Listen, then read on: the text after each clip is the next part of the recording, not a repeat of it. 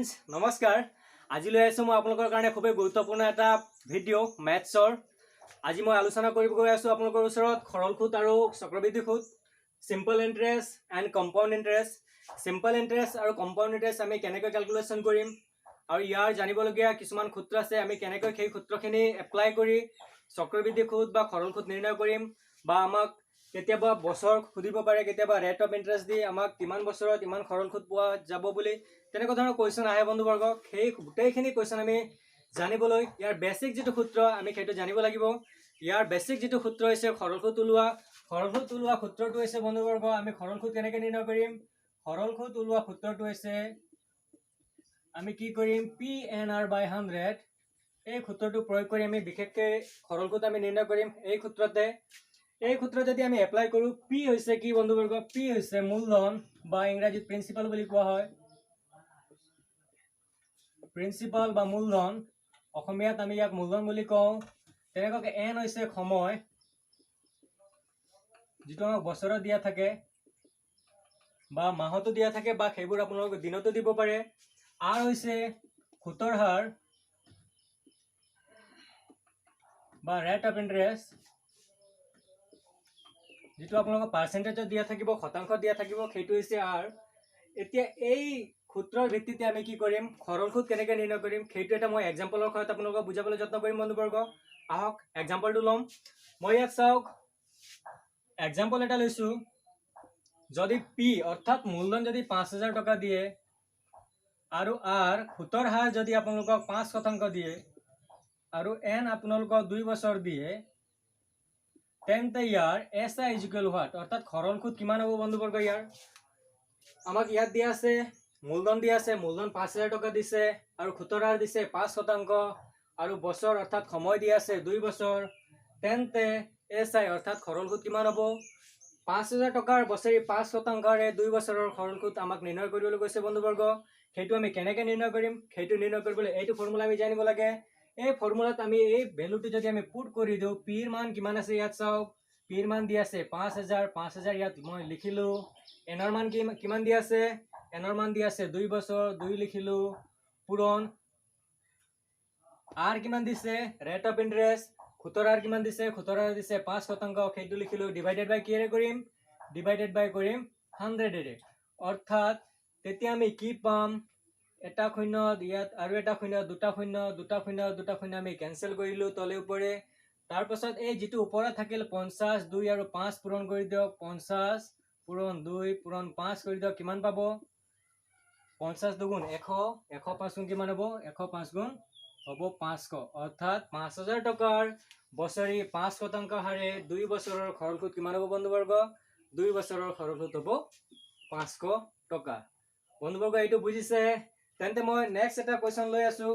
যদি আপোনালোকক কোৱেশ্চনটো বেলেগ ধৰণে খুদে অৰ্থাৎ যদি আপোনালোকক পিৰ মান দিয়া থাকে আৰু এনৰ মান দিয়া থাকে আৰু এসআই দিয়া থাকে অৰ্থাৎ যদি খৰল सूद দিয়া থাকে তেন্তে আপোনালোকৰ পাৰ্সেন্টেজ যদি উলাবলৈ কয় ৰেট অফ ইন্টাৰেস্ট কিমান হ'ব তেতিয়া আপোনালোকে কি কৰিব তেতিয়া ইয়াৰো কেইটামান ফৰ্মুলা আপোনালোকে জানি ল'ব লাগিব বন্ধুবৰ্গ যাতে আপোনালোকে কম সময়ত ক্ষুদ্ৰকে অঙ্কখিনি কৰিব পাৰে খৰল सूद আৰু মিশ্ৰ सूद ৰিলেটেড যিখিনি কোৱেশ্চনবোৰ আহে।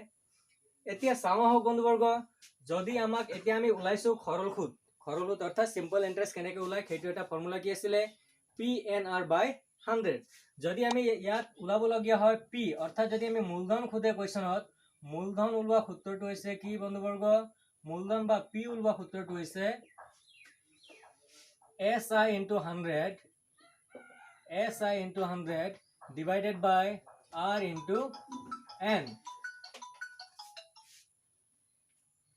আৰু সুতৰ হাৰ যদি আপোনালোকক খুদে তেনেকৈ মই ইয়াত একেবাৰে লিখিছো বন্ধুবৰ্গ কেইটামান শৰ্ট ফৰ্মুলাখিনি যেটো আছে উলোৱা সেই ফৰ্মুলাখিনি আপোনালোকক পিছত প্ৰথমতে লিখিম। তাৰ পাছত ইয়াৰ ৰিলেটেড যিখিনি কোৱেশ্চন আছে সেইবোৰ আমি কৰিবলৈ যত্ন কৰিম বন্ধুবৰ্গ। আৰ হৈছে সুতৰ হাৰ ওলোৱা সূত্ৰটো কি বন্ধুবৰ্গ সুতৰ হাৰ ওলোৱা সূত্ৰটো হৈছে SI into 100 divided by P into N। আৰু যদি আপোনালোকক n উলাবলৈ দিয়ে অৰ্থাৎ সময় উলাবলৈ দিয়ে তেন্তে কি কৰিব আগৰ নিচিনাই কৰি দিয়ক। যদি n উলাবলৈ দিয়ে আপোনালোকক সময় উলাব দিয়ে তেন্তে কি কৰিব বন্ধুবৰ্গ আপোনালোকে SI into 100 divided by P into R এইকেইটা যদি ফৰ্মুলা আপোনালোকে মনত থয় তেন্তে অতি সহজে আপোনালোকে এনসাৰখিনি অৰ্থাৎ সিম্পল ইন্টাৰেষ্ট আৰু কম্পাউণ্ড ইন্টাৰেষ্ট ৰিলেটেড কুৱেশ্যনখিনি আপোনালোকে কৰিব পাৰিব। আৰু এটা কথা আপোনালোকক জনাই থওঁ, সবৃদ্ধিমূল অৰ্থাৎ ইংৰাজীত ক'লে সাম বুলি কয়। যদি সবৃদ্ধিমূল আপোনালোকক নিৰ্ণয় কৰিবলৈ দিয়ে তেন্তে কি কৰিব? সবৃদ্ধিমূল হৈছে সবৃদ্ধিমূল আমি কেনেকৈ ওলাম বন্ধুবৰ্গ? মূলধনৰ লগত যদি আমি সৰল সূত্ৰ যোগ কৰি দিওঁ তেন্তে আমি কি পাম? তেন্তে আমি পাম সবৃদ্ধিমূল। মূলধনৰ লগত যদি আমি সৰল সূত্ৰ যোগ কৰোঁ তেন্তে কি পাম? মূলধনৰ লগত সৰল সূত্ৰ যোগ কৰিলে আমি পাম সবৃদ্ধিমূল। আৰু যদি আমি কেতিয়াবা মূলধন ওলাবলৈ দিয়ে এনেকুৱাকৈ সবৃদ্ধিমূল দিয়া থাকে আৰু সৰল সূত্ৰ দিয়া থাকিব আপোনালোকক, যদি আমি মূলধন ওলাওঁ তেন্তে কি কৰিম? সবৃদ্ধিমূলৰ পৰা সৰল সূত্ৰটো আমি বিয়োগ কৰি দিলে আমি কি পাম? সবৃদ্ধিমূলৰ পৰা যদি আমি সৰল সূত্ৰটো বিয়োগ কৰি দিওঁ তেন্তে আমি মূলধন পাম। সবৃদ্ধিমূলৰ পৰা যদি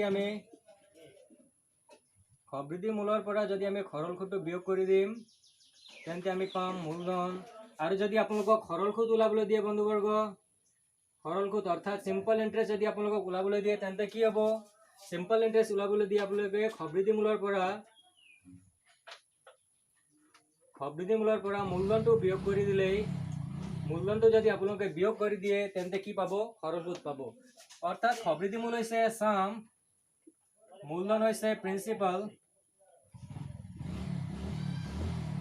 আৰু সৰল সূত্ৰ হৈছে সিম্পল ইন্টাৰেষ্ট। ইয়াত মূলধন হৈছে পি, যদি পি প্লাছ আপোনালোকে SI কৰে তেতিয়াও আপোনালোকে সবৃদ্ধিমূল পাব। আৰু যদি সামৰ পৰা আপোনালোকে SIটো মাইনাছ কৰি দিয়ে অৰ্থাৎ সিম্পল ইন্টাৰেষ্ট মাইনাছ কৰি দিয়ে তেতিয়াও আপোনালোকে মূলধন পাব। আৰু সিম্পল ইন্টাৰেষ্ট ওলাবলৈ আপোনালোকে সামৰ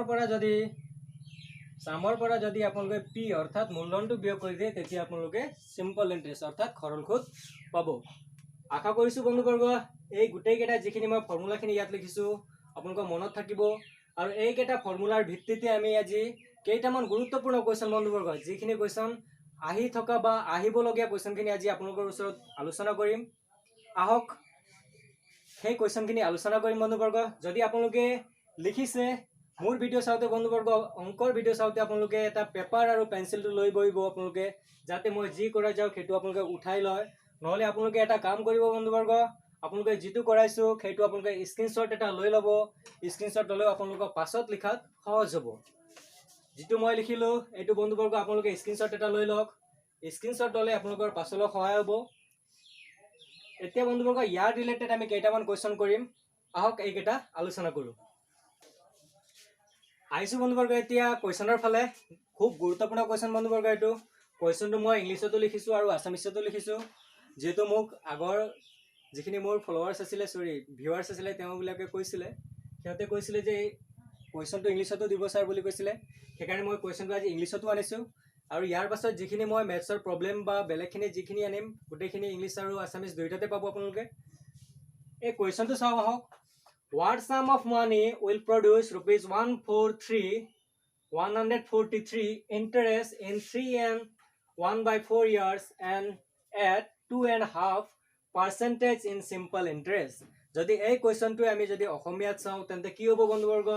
যদি কোনো মূলধনৰ বছৰি 2/2 হাৰে 3/4 বছৰত সৰল সুদ 143 টকা পোৱা গ'ল তেন্তে মূলধনৰ পৰিমাণ কিমান? অৰ্থাৎ আমাক কি সুধিছে বন্ধুবৰ্গ? আমাক মূলধন নিৰ্ণয় কৰিবলৈ কৈছে। মূলধন হ'ল পি, অৰ্থাৎ পি ওলোৱা সূত্ৰ কি আছিলে? অলপ আগতে মই এইটো আলোচনা কৰিছিলোঁ। পি ওলোৱা সূত্ৰ কি আছে বন্ধুবৰ্গ? পি ওলোৱা সূত্ৰ অৰ্থাৎ প্ৰিন্সিপাল ওলোৱা সূত্ৰ আছিলে SI × 100 ডিভাইডেড বাই R × N, য'ত SI সৰল সুদ দিয়া আছে আমাক অলৰেডি 100, সেইটো ফৰ্মুলাৰ 100 হয়। তাৰপাছত R যিটো ৰেট অফ ইণ্টাৰেষ্ট সেইটোও দিয়া আছে, আৰু N হৈছে সময় বছৰত যিটো এতিয়াও দিয়া আছে। ইয়াত গিভেন ইনফৰমেশ্যনখিনি যদি আপোনালোকে চায়, ইয়াত 143 টকা সৰল সুদ দিয়া আছে। তাৰপাছত 2/2 সেইটো সুতৰ হাৰ দিয়া আছে, আৰু 3/4 সেইটো বছৰ দিয়া আছে। যেহেতু ইয়াত সমস্ত অৰ্থাৎ মিক্স ফ্ৰেকশ্যনত আছে, মিশ্ৰ ভগ্নাংশত দিয়া আছে, ইহঁতক আমি প্ৰথমতে অপ্ৰকৃত ভগ্নাংশলৈ লৈ যাব লাগিব বন্ধুবৰ্গ। এতিয়া চাওক, যদি ইয়াত আৰৰ মান কিমান দিয়া আছে? আৰৰ ভেলু দিয়া আছে 2/2 যদি ইয়াক আমি অপ্ৰকৃত ভগ্নাংশলৈ লৈ যাওঁ তেন্তে কি হৈ যাব? অপ্ৰকৃত ভগ্নাংশলৈ লৈ গ'লে 2 2 4 4 একে কিমান হ'ব 5 5/2 থাকিব। তাৰ পাছত কি দি আছে আমাক বছৰো তেনেকুৱাকৈ সমস্ত দি আছে, সময় বছৰত দি আছে, কিন্তু সমস্ত দি আছে 3 সমস্ত 4/1। ইয়াকো আমি অপ্ৰকৃত ভগ্নাংশলৈ লৈ যাব লাগিব।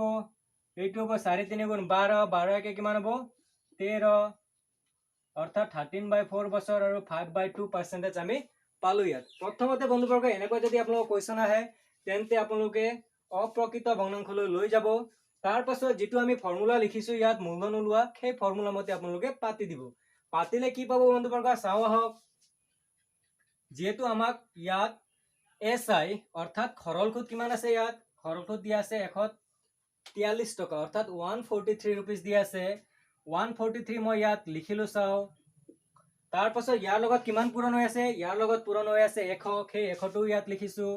ডিভাইডেড বাই কিৰে কৰিম R into N, অৰ্থাৎ সুতৰ হাৰ আৰু সময় যদি পূৰণ কৰি আমি এই ভ্যালু দুটাক আমি হৰণ কৰি দিও তেন্তে আমি কি পাম, তেন্তে আমি পাম মূলধন।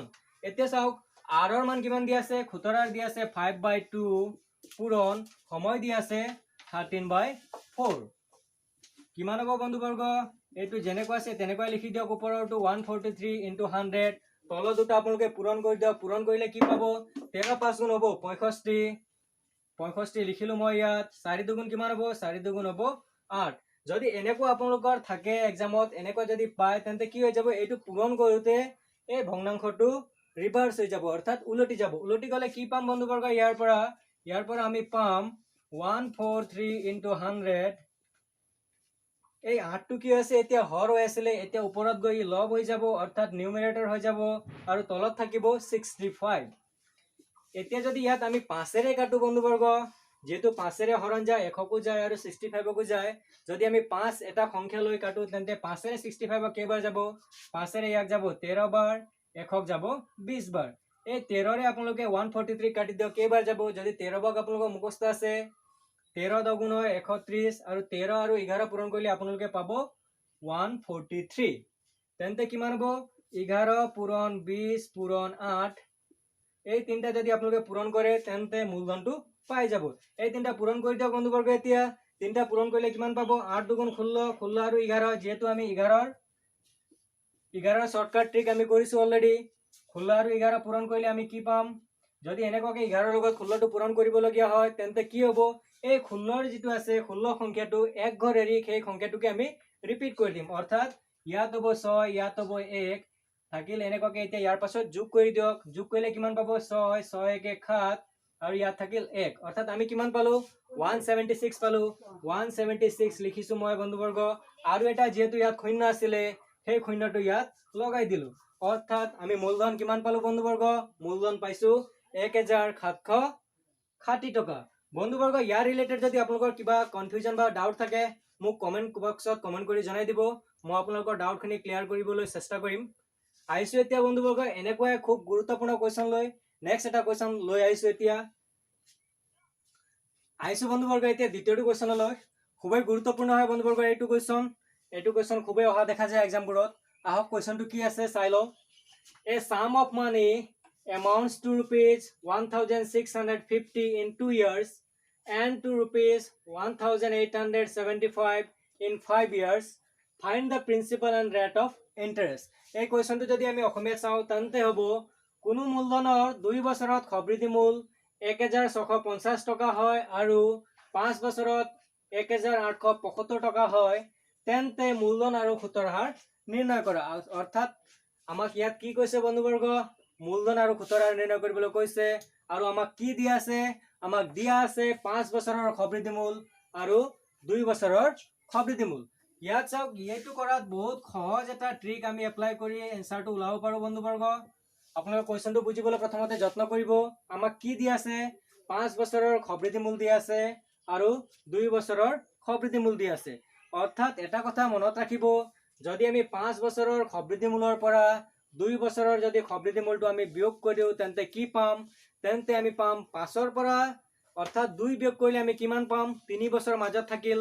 এই 3 বছৰৰ কি হ'ব, যেটো আমি বিয়োগফল পাম সেইটো হ'ব 3 বছৰৰ খৰল সুদ। অৰ্থাৎ মই আগতে এটা আপোনালোকক এটা ফৰ্মুলা দিছিলো, সবৃদ্ধি মূলৰ পৰা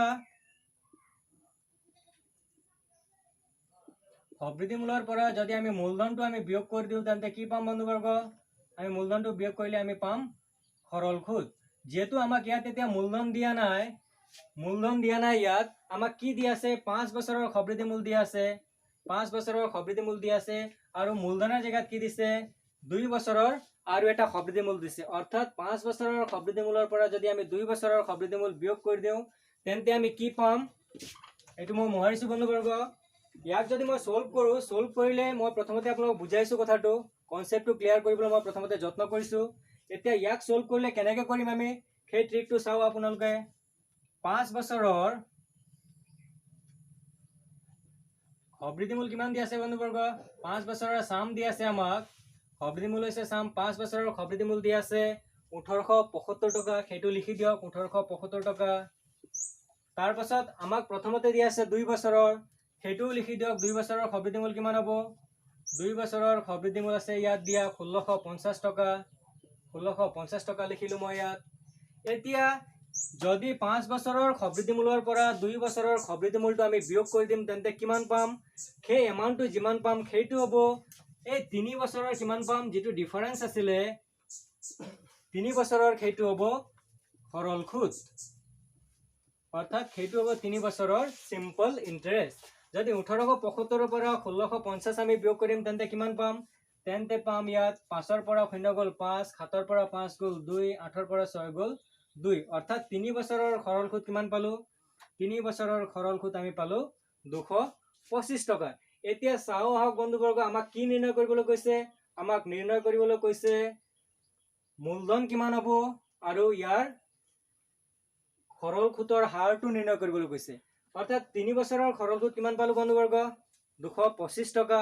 তেন্তে 1 বছৰৰ সৰল সুদ কিমান হ'ব? 3 বছৰত যদি সৰল সুদ 225 টকা হয় তেন্তে 1 বছৰৰ সৰল সুদ কিমান হ'ব? তেন্তে মই ইয়াত লিখিছো চাওক, 1 বছৰৰ সৰল সুদ কিমান হ'ব? এই 3 ৰে 225ক হৰণ কৰি দিয়ক। কিমান পাব? 3 ৰে 22 কাটক, কেইবাৰ গ'ল? 7 বাৰ। 1 থাকিল অৰ্থাৎ 15 হৈ গ'ল এইটো। 3 ৰে 15 কেইবাৰ যাব? 3 ৰে 15 যাব 75 বাৰ। অৰ্থাৎ 1 বছৰৰ সৰল সুদ কিমান হ'ব? 1 বছৰৰ আমি সৰল সুদ পালো 75 টকা। এতিয়া আমাক ওলাবলৈ এইটো দিয়া নাই বন্ধুবৰ্গ, আমাক ওলাবলৈ দিছে মূলধন আৰু সুতৰ হাৰ। যেহেতু 1 বছৰৰ যদি সৰল সুদ 75 টকা হয় তেন্তে 2 বছৰৰ সৰল সুদটো কিমান হ'ব বন্ধুবৰ্গ?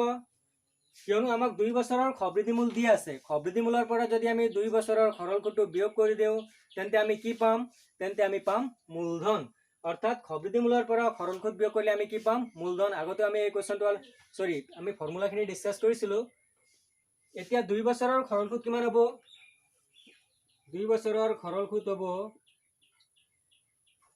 আপোনালোকে 2 পূৰণ 75 কৰি দিয়ক। কিমান হ'ব? 2 পূৰণ 75 কৰিলে পাব 150। অৰ্থাৎ 2 বছৰৰ সৰল সুদ কিমান হ'ব? 150 টকা।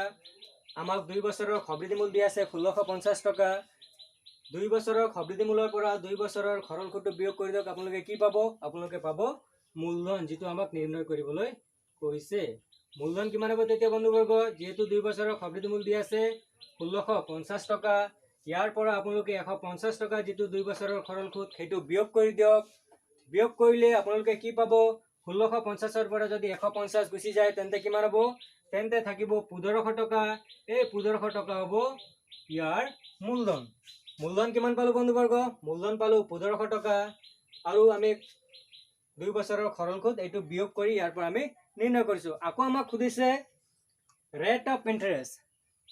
ৰেট অফ ইন্টাৰেষ্ট কিমান হ'ব? যদি আমি ৰেট অফ ইন্টাৰেষ্ট ওলাবলৈ যাওঁ তেন্তে কি কৰিম বন্ধুবৰ্গ? ৰেট অফ ইন্টাৰেষ্ট ওলাবলৈ ইয়াত চাওক, মই ইয়াত কৰি দিছো। যেহেতু আমাক শতাংশ নিৰ্ণয় কৰিবলৈ কৈছে, শতাংশ নিৰ্ণয় কৰাত আমি কি কৰিম? যিটো 75 ৰুপিজ এবছৰৰ সৰল সুদ পাইছে সেইটো কিমান মূলধন ইনভেষ্ট কৰি পাইছিলে বন্ধুবৰ্গ? সেইটো খটুৱাইছিলে 1500 টকা। অৰ্থাৎ 1500 টকা যদি ইনভেষ্ট কৰে তেন্তে ইয়াৰ সৰল সুদ কিমান পাইছিলে? সৰল সুদ পাইছিলে 75 ৰুপিজ। তেন্তে আমাক যেহেতু শতাংশ ওলাবলৈ কৈছে অৰ্থাৎ সুতৰ হাৰ ওলাবলৈ কৈছে, সুতৰ হাৰ হৈছে আমি শতাংশত নিৰ্ণয় কৰিম। সেই গতিকে 100ৰে যদি আমি ইয়াক পূৰণ কৰি দিম সেইটো শতাংশত আমাক নিৰ্ণয় হৈ যাব। এইটো কি হ'ব তেতিয়া? 0 0 0 0 কেনচেল গ'ল, থাকিল কিমান? 15ৰে 75 কেইবাৰ যাব? 15ৰে 75 যাব 5 বাৰ। অৰ্থাৎ আমাৰ সুতৰ হাৰ কিমান হ'ব তেতিয়া? সুতৰ হাৰ থাকিব 5%। এইটো হ'ব 17 বন্ধুবৰ্গ ইয়াত মই দুটা কোৱেশ্চন একেলগে কৰি দেখুৱাইছো আপোনালোকক হয়তো আপোনালোকক এনেকুৱা কোৱেশ্চন আহিলে মূলধন ওলাবলৈ ক'ব বা মূলধন নিৰ্ণয় কৰিবলৈ ক'ব বা আপোনালোকক সুতৰ হাৰ নিৰ্ণয় কৰিবলৈ ক'ব কেনেকুৱা পাইছে বন্ধুবৰ্গ মই খুব কম সময়তে এইটো কৰি দেখুৱাবলৈ মই আপোনালোকৰ কাৰণে যত্ন কৰিছো মোৰ এক্সপ্লেনেশ্যন অলপ দীঘলীয়া হৈছে যাতে আপোনালোকৰ কোনো কনফিউজন আৰু ডাউট নাথাকে সেই প্ৰতি লক্ষ্য ৰাখি মই এক্সপ্লেনেশ্যন অলপ দীঘলীয়া কৰিছো আশা কৰিছো আপোনালোকে এই কোৱেশ্চনটো বুজি পাইছে যদি আপোনালোকে বুজি পোৱা নাই মোক কমেন্ট কৰি জনাব বন্ধুবৰ্গ কমেন্ট বক্সত আহিছো এতিয়া নেক্সট আৰু এটা কৰিম বন্ধুবৰ্গ এনেকুৱা এটা গুৰুত্বপূৰ্ণ কোৱেশ্চন আহিছো এতিয়া তৃতীয়টো কোৱেশ্চনলৈ আহিছো বন্ধুবৰ্গ আজিৰ সেশনৰ অন্তিমটো কোৱেশ্চনলৈ খুবেই গুৰুত্বপূৰ্ণ কোৱেশ্চন বন্ধুবৰ্গ এই কোৱেশ্চনটো চাই লওঁ আহক কোৱেশ্চনটো কি আছে A certain sum of money amounts to rupees 756 in 2 years and to rupees 873 in 3.5 years. Find the rate of interest.